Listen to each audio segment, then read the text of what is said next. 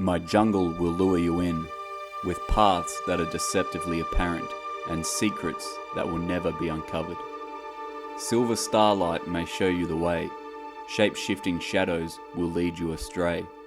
So open your eyes, I shall show you a world etched deep in my mind and free from your kind. Only the greatest explorers of the unknown, those who are willing to lose themselves, can unravel the enigma. For the essence of the jungle lies not in being found, but in getting lost. Welcome to Thorn's Jungle. Hey everyone. It's been a minute, hasn't it?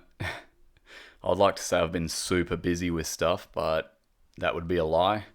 I have been working on stuff and doing bits and pieces, but nothing to warrant having, not being able to take an hour out of my week to do a podcast episode. So I do apologize. My mind just sort of hasn't really been on the podcast for the last few weeks, but it's back. Hope everyone's doing all right. What have I been up to? My sister got married. That was really cool, really nice wedding. It was a lot of fun. I may or may not have had a few drinks, a bit too many, but it's a wedding. That's what you're supposed to do, I think. But no, I didn't make an ass out of myself too badly. So that's a win for me. What's been going down in the animal world? Oh yeah, there's been some thylacine photos recently that were meant to be unambiguous, but they're probably the most ambiguous photo I've ever seen. And to be honest, I'm not really going to get into it on this episode. I'll do a whole nother episode about that because, there's a lot of interpretation that can come of these photos. But I will tell you, you really can't tell what the hell they are. I've been spending a lot of time training as well, like in the gym, because I've been trying to get as sort of good shape as I can, which is probably what this episode will be about. It'll be sort of telling you what my training is, diet, and how to build up sort of resilience as well, because it's pretty important. And I kind of wish I did more of it before filming Kings of Pain, because obviously that was, a very painful experience, and having a higher tolerance to certain things would have been helpful, but, I already had a pretty high tolerance and was pretty resilient anyway. But the past sort of few months, I've been really focusing more on it. And I thought you guys would like to know how I do it, because there are some weird methods that are involved. And I'm telling you, they won't work for everybody. 100%. They won't work for everybody. And I've been doing it for so long where I know exactly how to fine tune it to my own body, and being realistic with myself, and how, I'm not going to set a goal for myself that isn't achievable, because I do know myself pretty damn well. But everybody's different, and I'll just tell you what I do. And there are certain things that will help you, and there's certain things that might not. But all in all, if you know yourself and you know how your body works, and you can 100% tweak it and make it work in your advantage. Because that's the thing with the human body, it's very good at adapting. Like, humans are the most adaptable animals on the planet. And your body will adapt to pretty much everything. And that's not necessarily a good thing, because when you adapt, your body starts getting lazy. So once you adapt, you start getting comfortable, and that's when you start losing plateauing pretty much. And like that's what happens in the gym. If you keep doing the same thing, your body will adapt. And I mean, that's how you grow muscle as well. You lift a heavy weight, your body adapts to that weight and grows to accommodate for that weight. So a big muscle is a strong muscle. But if you keep doing the same thing, your body will just get comfortable and will stop growing.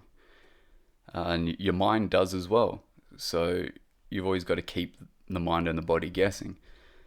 And when I'm probably going to the gym maybe 5 or 6 days a week now, but I'm a massive believer in getting into the best shape possible by doing the least amount. So putting in the least amount of effort. And I'll tell you why, because if you're going to the gym 7 days a week and you're there for like 2 hours working your ass off and you start looking better, you start looking in better shape than you used to, then how do you go up from there? Like, how do you take a step up from there? If you're already putting in like the max amount of effort and you start plateauing and you want to get further and further, you want to progress more, then how do you up it from them? You go to the gym 3 hours a day, 4 hours a day? When does it end? So I've trained my body to be able to grow muscle and lose body fat without really putting in a lot of effort. So I go to the gym, around maybe midday, 12:30, 1 o'clock even, and I'm there for maybe 40 minutes max. But when I'm there, I do work my ass off. I do probably, 5 or 6 exercises and 4 sets per exercise, but I have very little break, and that gets the cardiovascular system going. So I'll go there and I'll see people already there, and I would have done my workout and left before they're even finished, and part of that reason is because they're sitting there on their phones or they're chatting to each other. I go by myself, so I don't have to wait for anybody to finish their set before I can do my set, so I'm in and out. Like, I don't want to be there any longer than I have to. And I can get a workout done in half an hour that will take, most people 2 hours to do. So it's very advantageous doing that because you don't waste time fucking around chatting to people. And that pisses me off so much when you go into the gym and you see like guys sitting there on their phones and you want to use that machine, but they're sitting there like 5-10 minutes in between their sets because they're too busy looking at their phones. And they're the same guys that you see year after year and they look the exact same. So yeah, go in there, do the work and just get out. That's what I do. My diet's real strange, and this is one where people will probably be interested in. I love junk food. I love it so much. I look forward to it every week. And I'll tell you what I started doing maybe 6 months ago and where I am now. I started doing like fasts, so minimum 36 hours every week. So on more the Tuesday, I would finish eating maybe 6 o'clock on the Monday afternoon and then won't eat again till sort of mid-morning on the Wednesday. And I drop body fat super quick. And I mean, you're not starving yourself because you don't really go into starvation mode for a long time. Humans can go weeks without food. And if you've got body fat, any form of body fat on you, what do you think that is? That's food. The reason why humans have body fat is for survival. There'll be times where a human will eat a surplus amount of food, and that calorie surplus, that extra energy gets stored as body fat 4 times where you may not have food. You may not have access to food. Human beings are animals. We're not supposed to be sitting there eating 6 meals a day. There are times where we don't have food and there's times where we have a lot of food. A human will go out and kill a mammoth and that'll feed a lot of people and they'll gorge for quite a few days, and then it might go a few days where there is no food. So that's what our body fat is for. And if you have body fat, you will not starve. That's exactly what it's there for. Once your body knows it's not getting food, it will start eating that body fat. So I was doing that every week. And during the weekdays where I wasn't fasting, I was sort of eating very low calories, and I'm talking like 1,000 calories a day. So one of those days would be a fast, and then for 3 days would be eating about 1,000 calories a day. And then it'll get to Friday, and Friday is my cheat day. All right, so I will go to the gym. I won't train on my fasting day. I wouldn't train on the Wednesday either, but the Thursday I'll start the training at the gym. So Thursday I'll train, then Friday I'll train, and then eat a shit load of calories, like pizza or burgers, like McDonald's, or anything, any big dirty food. And I'm talking like 6,000 calories worth of food, of pure junk food, because I love it so much. And it's super important that you do go to the gym and do a big heavy workout on your cheat days, because that surplus of calories just goes straight in, a lot of it goes straight into your muscles. It just feeds your muscles. And then Saturday, I'll do the same. Another massive cheat day, the same amount of calories as a Friday. Then Sunday, I'll do the same. So I'm eating 3 days of just pure junk food and shit. Like those 3 days, I'll probably be eating 18,000 calories over those 3 days, which is more than what most people would eat in a week. And then Monday will come along, and sometimes I'll even have a cheat day on the Monday, depending on how fluffy I feel around the midsection.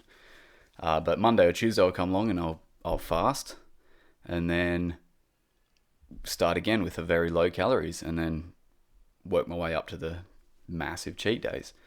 So I've been doing that for about 6 months, and it's been working like really well, because when I was filming Kings of Pain, I was in probably the worst shape I've been in years.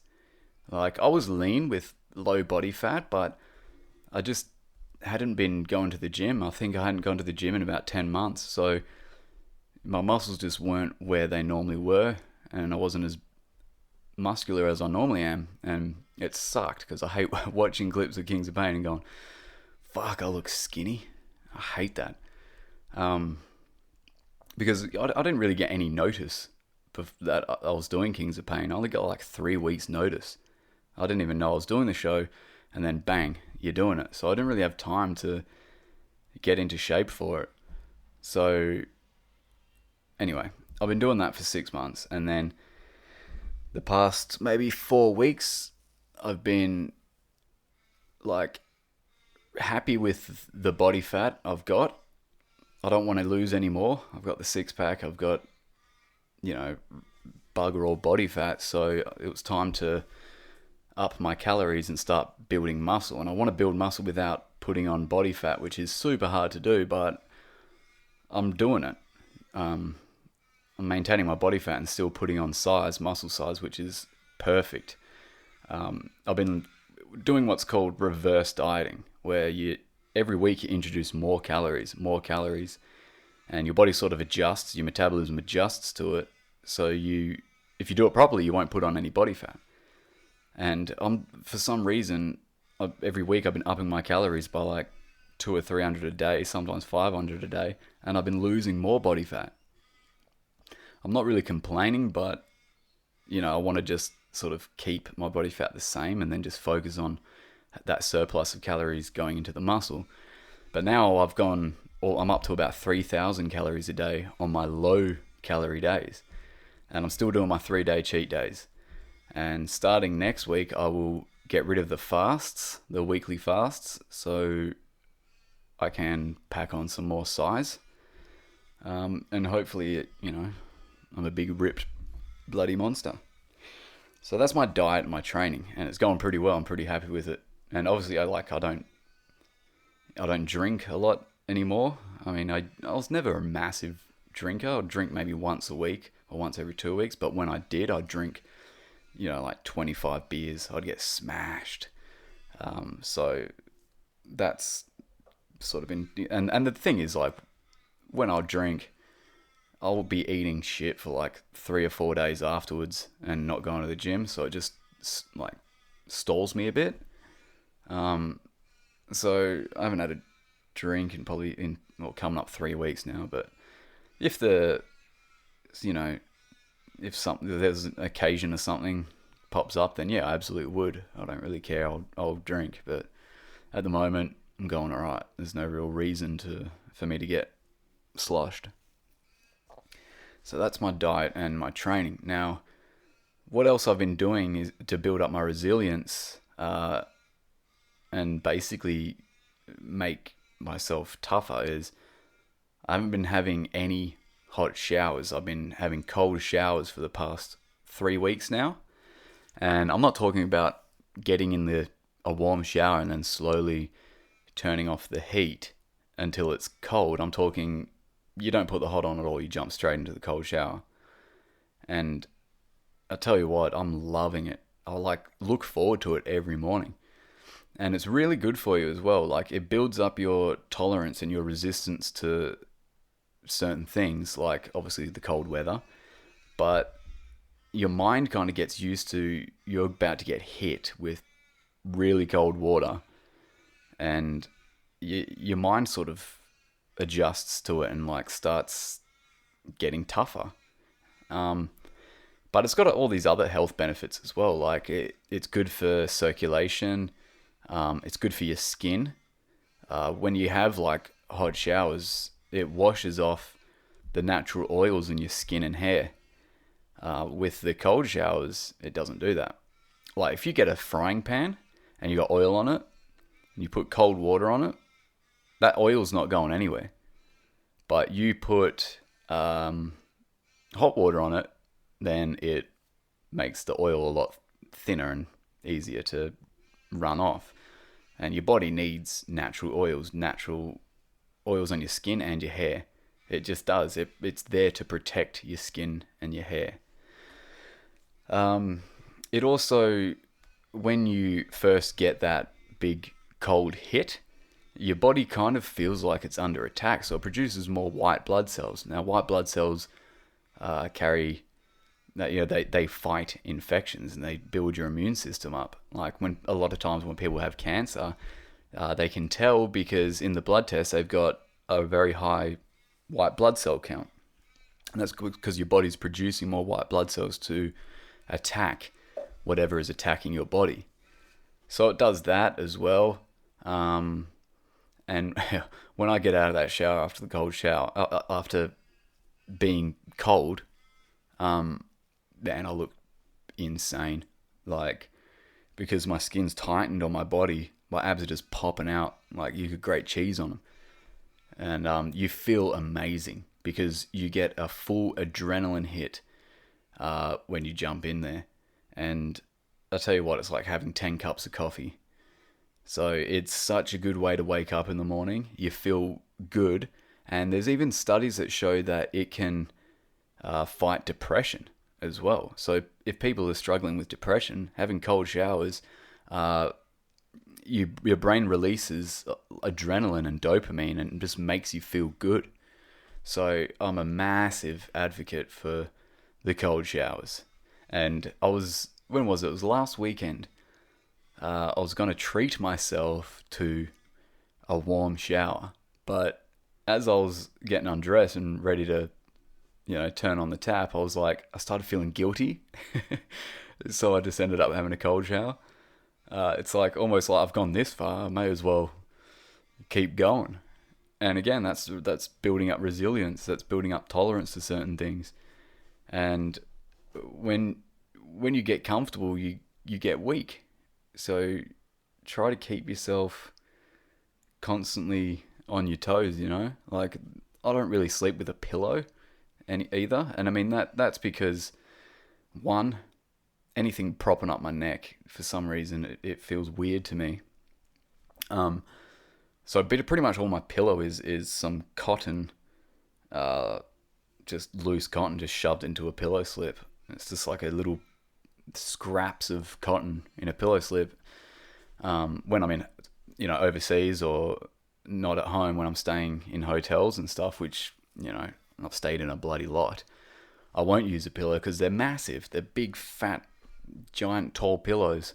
I don't want to see how people can sleep like that with their heads propped up like that. So I'll either get the corner of the blanket and just put that under there, or get a towel and shove it into a pillow slip. Or most of the times I just won't sleep with a pillow. And I think getting used to not having lots of luxury items, when you finally do have them, it's so much better.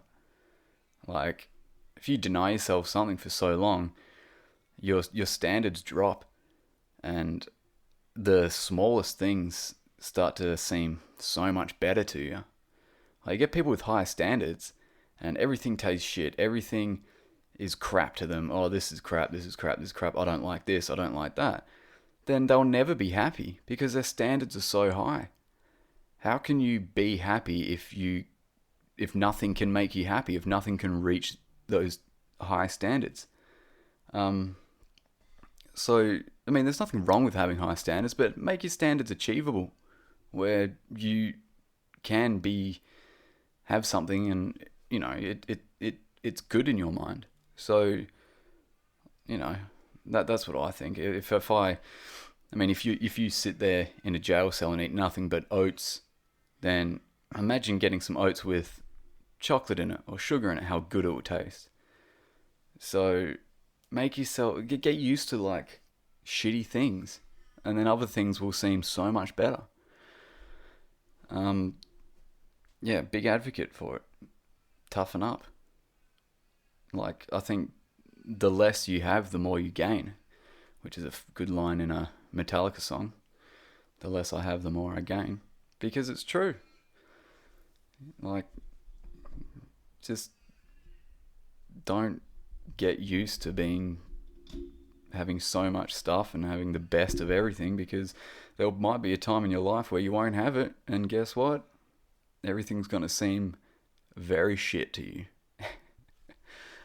I thought I'd do an episode about my philosophies and certain things, because a lot of people don't really know that, especially with dieting and that it doesn't have to be super hard. You just got to know your body and what you can and can't do, and it's trial and error. I've been doing this for, since I was 16, 17 is when I first started going to the gym, so I know my body pretty damn well now. I know what it likes, what it doesn't like, and what it doesn't like, guess what? Make it like it. If it doesn't like something, then teach it to like it. And the tougher you are, in life, it's going to serve you a lot better. And especially for me, because I like to always think that I'm training for massive expeditions. That's my mindset. That's why I do it. I'm training for this. I'm doing it so if I ever get trapped out, lost, and have to survive in the jungle or in a cold environment, I'll be used to it. I'll be more resilient than the average person. And I tell you what, out of, most people, I would be the most likely to have to survive in an area or, a harsh environment like that. Most people aren't going to even have that risk of being, stranded in a jungle. But guess what? It is a pretty realistic risk for someone like me. So being resilient, knowing, how, the things you can do to make yourself more resilient, it's very helpful. And it's just little things like a cold shower. It's not a huge thing. It's not gonna cost you money. If anything, it's gonna save you money, because save you on gas or electricity. It's not gonna cost you anything. All it's gonna cost you is comfort. And like for me, the first few times jumping in the cold shower, it's, it is uncomfortable. But now I just walk straight in. I don't even get the, I have to take in deep breaths because it doesn't feel that cold to me anymore. I've even considered like filling up tubs of ice and mixing water in and pouring it over me in the shower, because the cold showers aren't that cold to me anymore, and that is my body adapting to a harsh environment. So in order to have something you've never had before, you've got to be willing to do something you've never done before. And get out of your comfort zone, because you don't want to plateau. The moment you get comfortable is the moment you start getting weak. And you don't want that. And you can use this for anything in life, you know. If you've got a stressful job, and you work in an office job or something like that, being more resilient, it will serve you way better. Think about like you and then your coworker next to you, and you're getting hammered by cold showers. You know, you're doing a fast. And fasts are great as well, because it makes you so in control of your own body, where you're taking away the one of like maybe 3 things that your body absolutely needs to survive, and you're purposely taking that away from yourself. It takes a lot of willpower to do that. You know, it's like holding your breath and having the willpower to hold your breath until you die. It is, I mean, which is actually impossible. But with food, it is possible, and you need a lot of willpower and a lot of mental strength to be able to deny yourself a staple in what you need to live, which is food. So if you can do that, you can do anything. You know, if you can deny yourself something that you need to live, then you can deny yourself cigarettes or alcohol or, you know, drugs. So if you can start off doing that, and I mean, in saying that, cigarettes, drugs, and alcohol is actually more of a necessity to people that are addicted to it than food. And I was a smoker. I used to smoke 30 cigarettes a day. And I tell you what, if I ever got to the point where I had only $40 left, I tell you what, I'll be spending that on a pack of cigarettes rather than food. Like, that's just the way it is. And that's the addiction. But if you can start off with denying yourself something like food for a day, you're not going to die. It's going to have great health benefits, and fasting absolutely does. You should do some research, do your own research and look into it, but fasting has great health benefits. If your body's not focusing on digesting food all the time, then guess where that energy goes? It goes to your brain, it goes other places, it goes to repairing cells. And when I'm doing a fast, man, my brain is going 1,000,000 miles a minute. It's like it's got all its energy is focusing on its neurological power rather than its digestive power and stuff like that. So give it a go. Maybe start with like doing 16 and like this 16-hour fast, and then having your 8-hour eating windows, and you can do like 24 hours, then work your way up to like 36 hours and see how you feel. Yeah, I'm a big fan of fasting. But yeah, just take away certain comforts from day-to-day life, and you'll find yourself either, 1, not needing it, and 2, when you get it back, it's a lot better. So give it a go, and I promise you, you'll start being less stressed in life, being happier, enjoying things more. And, you know, if you're ever trapped in a jungle, hell, you could go a day without eating a piece of piss, you know, because you do it all the time anyway. So, yeah, give it a go. Like I said, I'm not a doctor, but I have done a lot of research in this, and it works on me. But, you know, if you have any questions, ask a doctor. But doctors, again, they're taught what they've been taught for the past 100 years and 50 years. So, I mean, even now we know that the food pyramid, you know, you got your carbohydrates down the bottom, then your fruit, nuts, and vegetables, and works up, and then the little bit at the top is like the meat and fats. We now know that you can pretty much flip that completely upside down, where we don't need that many carbohydrates, and we do need more animal fats and proteins. And that's what my diet consists of during the week, is purely just meat. Like, I'll eat 2 kilos of meat a day, so about 4 pounds of meat a day. That's all I eat. I don't really eat vegetables because, frankly, our body doesn't really need them. You can get plenty of nutrients, vitamins, minerals from the meat you eat, and the fats. So and I feel great, so like I said, it's not going to work for everybody. It's how you feel. It's all trial and error. Everybody's so different. They got different metabolisms. Their guts work differently. So do what works for you. And yeah, that's about it. Toughen up.